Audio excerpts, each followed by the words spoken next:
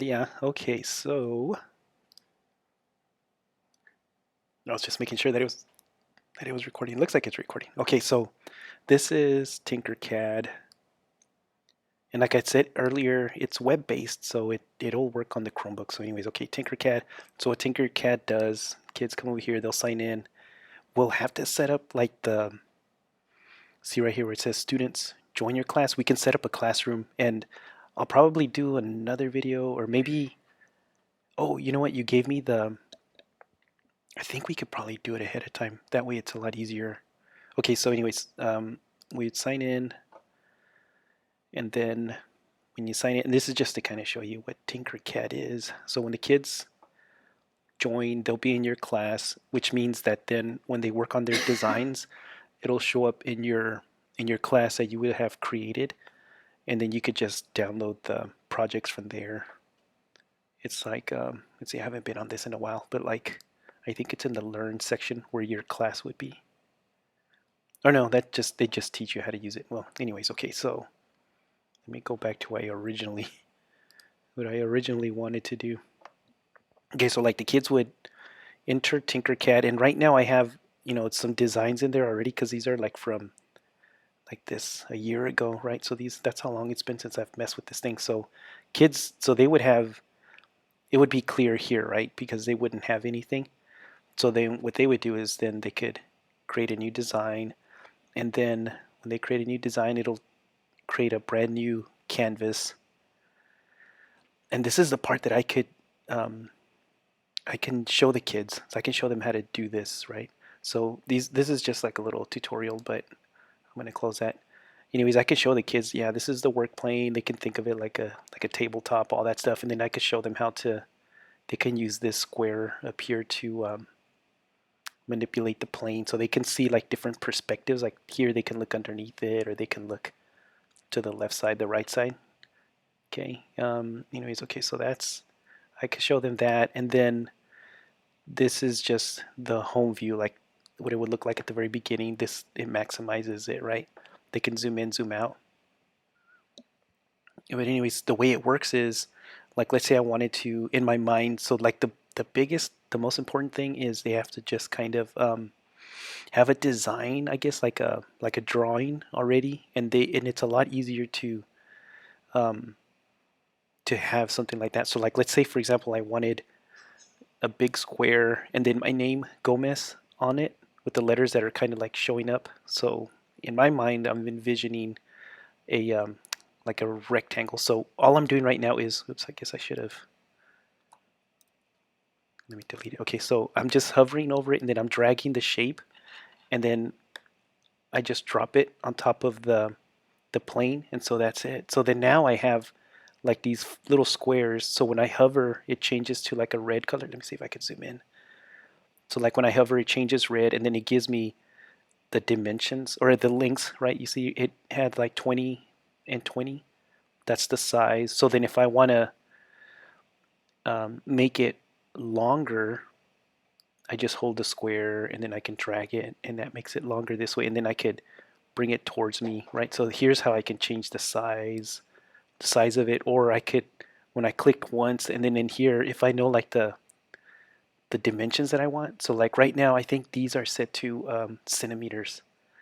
Um, so if I knew, okay, I need it to be 50 centimeters deep, I can just click that and then hit enter, and I can be more precise that way. If I wanted this to be 100, okay, so that's how I could do that. Now the other thing, so I have another square. So like this is just that back corner. This is that other back corner. This one right here, what that does, it changes the height. And it's kind of hard to see from here, so I'll change the dimension. So the way this little square, it changes the point of view, not the dimension, the point of view. So what I'm doing is I'm just hovering the cursor, and then I'm going to hold down with my left button, and then I just move the block, right? And you can see now it's a different perspective. So then from here I can see when I hover over this square and it turns red, now I can make it taller. Okay, so that's how I can change the height. So since I'm gonna make this like the base and I'm gonna put my name in here, I'm just gonna leave it 6 centimeters. I guess that's good enough. All right, so now Here's that. The next thing I'm going to do is now I'm going to put letters. Okay, so then over here on the left side, I can drag all kinds of shapes, right? If I keep going down, here's the text. So what I'm going to do is I'm going to drag text out of there. Oops. There it goes. Oh man, it's like really slow. Let me delete that. Okay, so here's the text. And then I'm going to put it right here for now. So over here, while I have, like if I click out of it, see how it turns off all these options? So if I click once on it, and then now I get the text. So in here, I'm going to double click, and then I'm just going to I'll put it all caps, Gomez. And then I could change like the font, the height. I know this one is 6, so from here I could actually change the height, or I could actually, do the other way like I was doing a little while ago by moving this up and down. So I know this one back here is 6, so maybe I could do this one 10. That way it's not too. And then bevel, these are just like the edges if I want to round the edges. Actually, that kind of made it a little bit bigger, but it's not as blocky as what it originally was. And then segments. So that just breaks it up into different pieces. I want to leave it at 0. Okay, so now this is actually, let me see how. So it's 103. I know this one is 100 just because I remember it was 100. So if I want it to fit inside, I'm going to have to make this smaller. So I'm going to put 80. Okay, so now it's smaller. Okay, so then now I can position it. So what I'm using now is just my arrows on my keyboard. So it's selected, right, because I got the white squares, and I just use my left arrow and right arrow.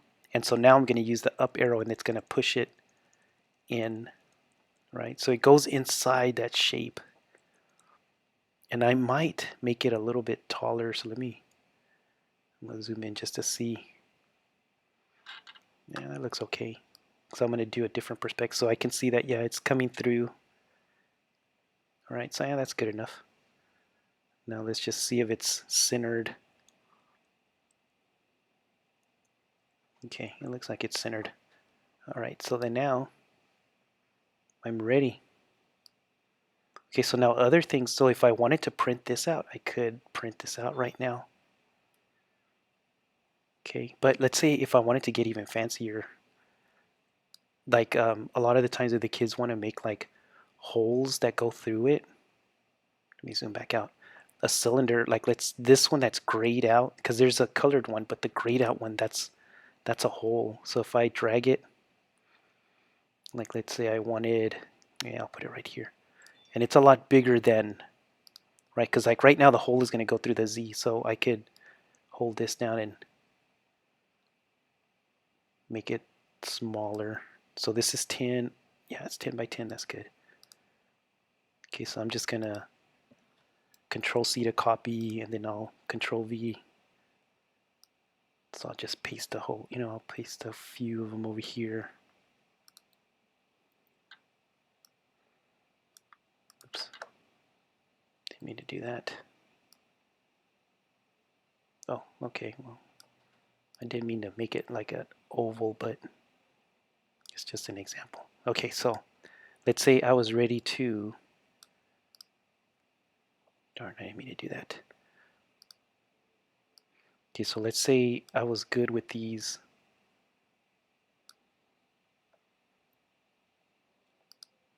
Trying to move this. Let's just use my arrows. Okay, so let's say I was ready to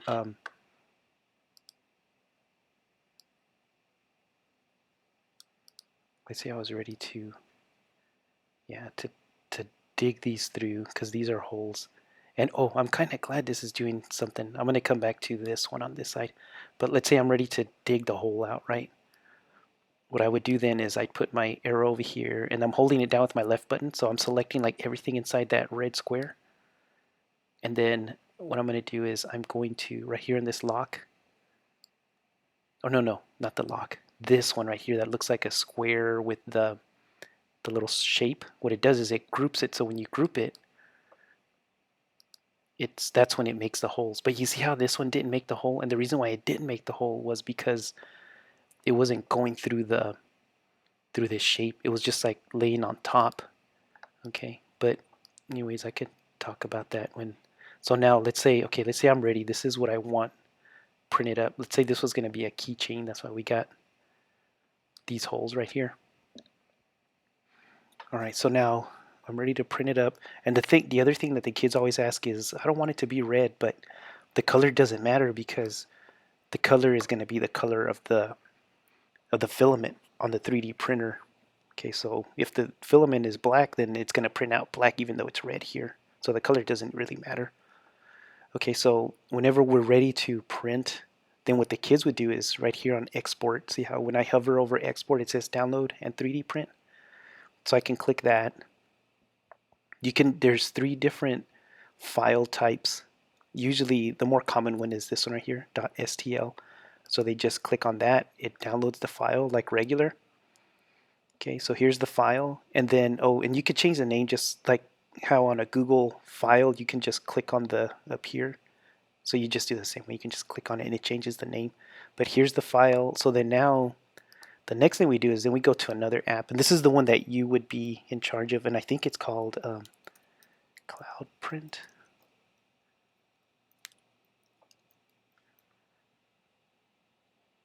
No, it's not Google Cloud Print. It is, I'll find the name of it, but oh, that's MakerBot. It's not the MakerBot one. I'll have to find it. But anyways, what it is it's the, because I think y'all have the Dremel. Oh no, if you don't have the Dremel, the other one that, if y'all have the other 3D printer, now that I'm thinking, I think y'all have the FlashForge. I think the English department is the one that has the Dremel. So if you have the FlashForge, what we'll have to do is, right here, we use FlashPrint. So then FlashPrint is the software that connects to the 3D printer. And this one should be on your laptop. And if it isn't, we can just have it installed. Okay, so new version, I'm going to hit no for now. Okay, so here's the printer. So what this does is this is the print bed is what is right in here. And this square is just like the limits of the printer, because the printer will, it goes across right here. So what this does, this software, it's called a slicing software, and it's going to slice that file. So since we downloaded the file right in our download, what we could do is then we'll upload the file. Let's see if I remember how to do this because it's been a long time. Okay, file, yeah, load file. And then it's going to ask us where we're at, and it went into my downloads. And right here is the file.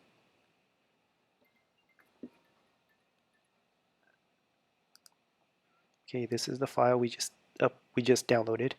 So I'm going to open it, and then right here's the file. So now it gets added. So then now, if the printer was connected to my computer, which is not, but if it was, the only other thing now would be just to hit print. And this is the size. So like this is the actual size of the print bed right here. So that's how big this is going to be. So if you wanted to make it smaller, you could just click on it, and it changes like a white color. Right? You see, like right here, it's gray. You just click on it. That means it's selected. And then here you could scale and make it smaller. Like right now, it's 100%. So you could, if you wanted to make it, let's see, this is 60%. This is half, so 50% of the size. So that's 50% of the size. So then that's what would print. Okay, and then here you could just like view again. It just kind of changes the perspective.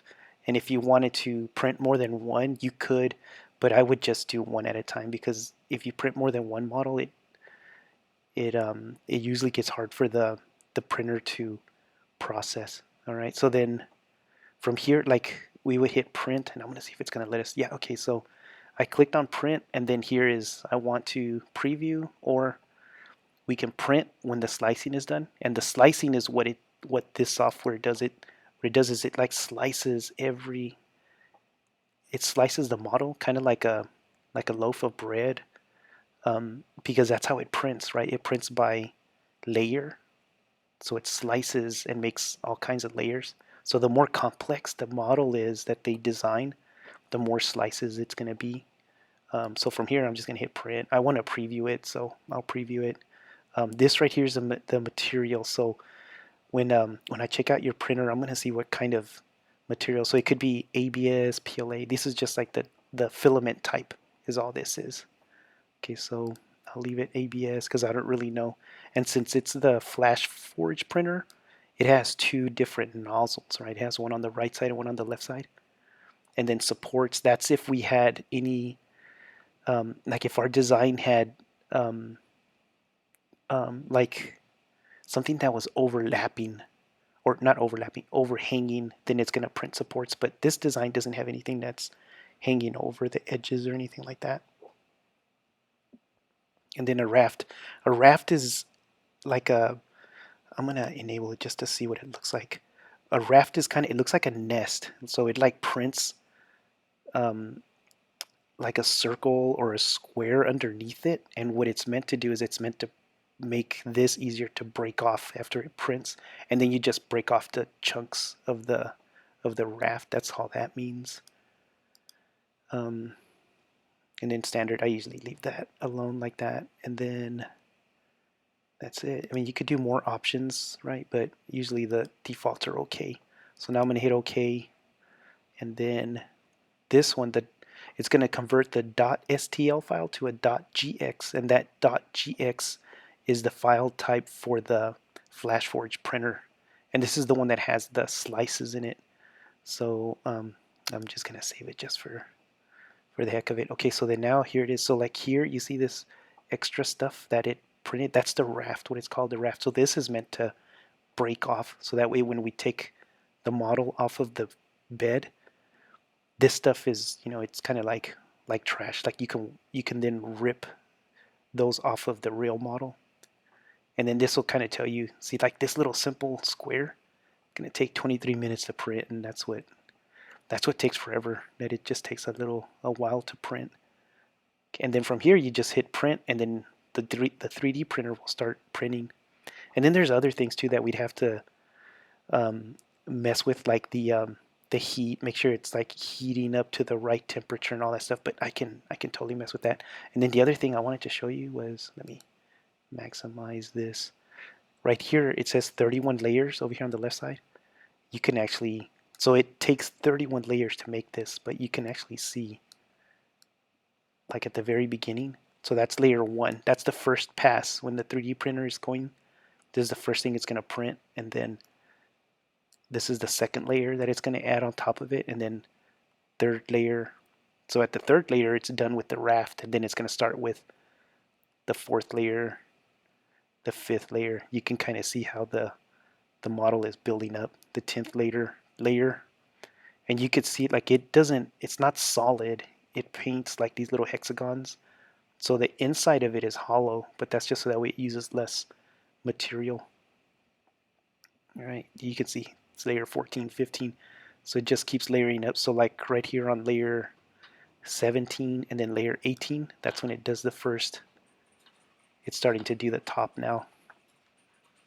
Layer 18 and then 19, 20, and so now it's doing the name all the way to the very last layer, layer 31. Okay, anyway, so that's kind of how it works. That's the big picture, right?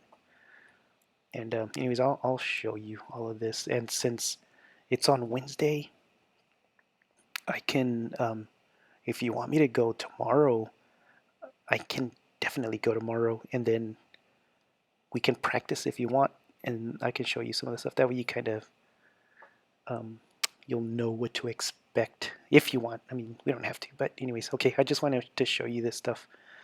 All right, and